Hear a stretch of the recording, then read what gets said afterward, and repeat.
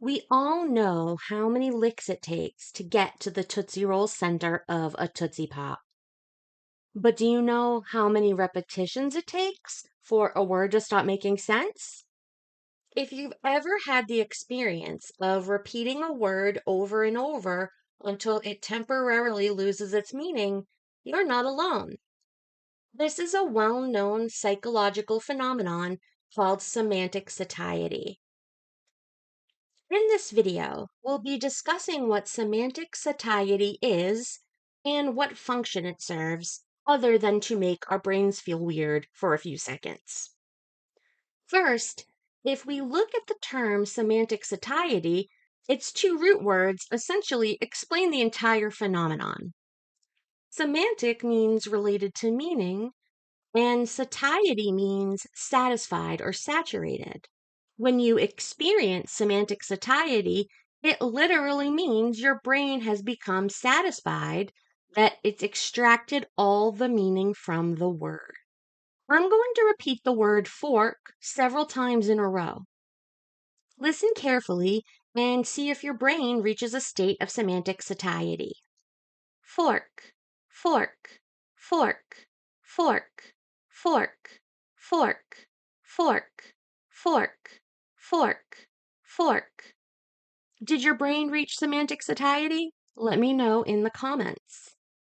Although every individual is unique, research suggests that we typically start to feel semantic satiety after 7 to 9 repetitions of a word. If you've experienced it before, then you know the effect usually wears off within a few seconds, but in some cases it can take up to 2 minutes. To understand why semantic satiety occurs, you first have to understand the difference between top down and bottom up processing. All humans use a mix of top down and bottom up processing to take in and make sense of the world around them. Both types of processing have strengths and weaknesses. Top down processing tends to be fast and automatic. This type of processing is really important for keeping us safe, but it can also lead to knee jerk reactions or stereotype based judgments. Bottom up processing tends to be slower, more deliberate, and data driven. It helps us learn and notice new things, but it can be inefficient. Top down and bottom up processing work together to help us interpret our environment, make sense of what we're seeing, and decide how to behave. A useful analogy you might want to keep in mind is to think of top down processing as autocomplete. It's predictive, fast, trying to make things efficient as possible, but sometimes it can get it wrong. In contrast, bottom up processing or spelling out a word letter by letter, that's going to be less error prone, but it's going to take a lot longer. When we write or say a word, the meaning we associate with that word is a top down response. It's the shared understanding derived from culture, media, family, friends that give words their meaning. Without this shared top down contribution, words are nothing but a random collection of sounds we emit or scribbles we make with our hands. Without this shared cultural understanding, words are meaningless symbols. Pretend you heard a word from a brand new language you've never encountered. First, you wouldn't know what the word meant.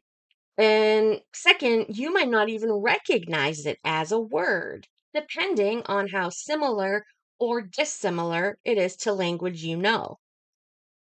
Without the societal or experiential context, you're in a position where you're processing this new word in a predominantly bottom up way because you don't have any knowledge to apply to interpret it. In contrast, when you hear or see a word in a language that you do know, your brain automatically extracts meaning from the sounds or squiggles. In this case, you do have the appropriate societal and experiential context needed to enable your fast top down interpretation. When you repeat a word you know over and over, or write it out repeatedly, your top down processing temporarily becomes less active and your bottom up processing becomes more dominant. When this happens, you're mostly processing the raw sensory information, and that automatic connection between that input and its meaning becomes temporarily attenuated, which means your brain is just deprioritizing the semantic information for the time being. Research suggests that semantic satiety occurs for two primary reasons.